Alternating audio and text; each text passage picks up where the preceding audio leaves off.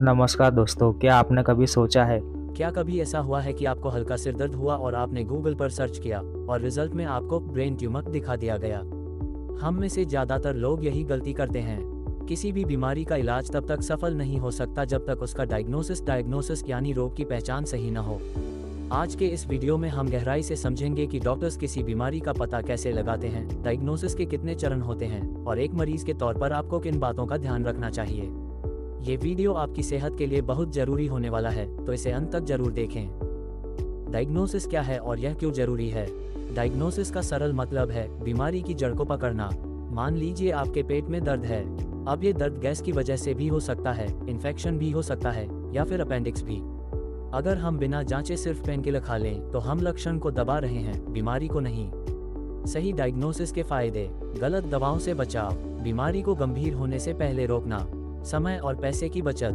Clinical history: doctor के पास जाते ही वो आपसे ढेर सारे सवाल पूछते हैं, इसे मेडिकल हिस्ट्री लेना कहते हैं। ये डायग्नोसिस का सबसे पहला और सबसे महत्वपूर्ण हिस्सा है।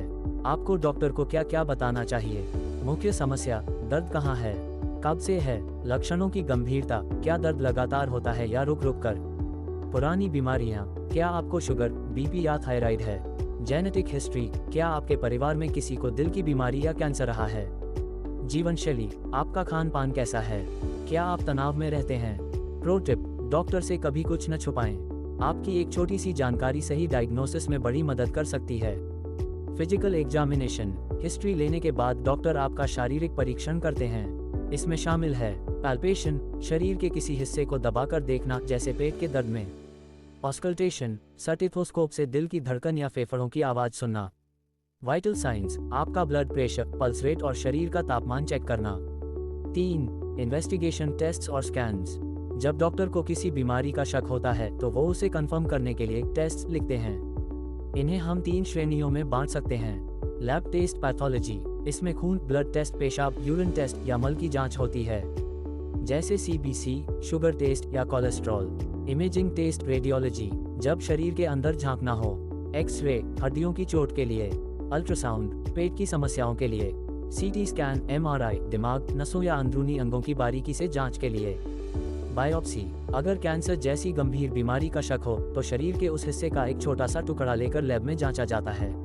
इंटरनेट और साइबरकॉन्ड्रिया से बचें। आजकल एक नई बीमारी चली है, साइबरकॉन्ड्रिया। लोग इंटरनेट पर लक्षण पढ़ते हैं और खुद को ही कैंसर या लाइलाज बीमारी का मरीज मान लेते हैं। याद रखिए, गूगल के पास डेटा है लेकिन डॉक्टर के पास अनुभव, एक्सपीरियंस है। इंटरनेट आपको डरा सकता है लेकिन डॉक्टर आपको ठीक कर सकता है। 8. रिपोर्ट कैसे पढ़ें? जब लैब रिपोर्ट आए तो खुद डॉक्टर न बने। रिपोर्ट में कुछ वैल्यू हाई या लो हो सकती हैं, जो कभी कभी नॉर्मल स्ट्रेस या डाइट की वजह से भी होती हैं। हमेशा अपनी रिपोर्ट लेकर विशेषज्ञ डॉक्टर, स्पेशलिस्ट के पास जाएं। तो दोस्तों, सही डायग्नोसिस के ये 3 स्तंभ हैं। अपनी समस्या खुलकर बताना, डॉक्टर द्वारा शारीरिक जांच, जरूरी लैब टेस्ट। अगर आप सही समय पर सही जांच करवाते हैं तो दुनिया की बड़ी से बड़ी बीमारी को मात दी जा सकती है। उम्मीद है कि आपको यह वीडियो जानकारीपूर्ण लगी हो। अगर आप किसी खास अंग के बारे में और विस्तार से जानना चाहते हैं तो नीचे कमेंट करें।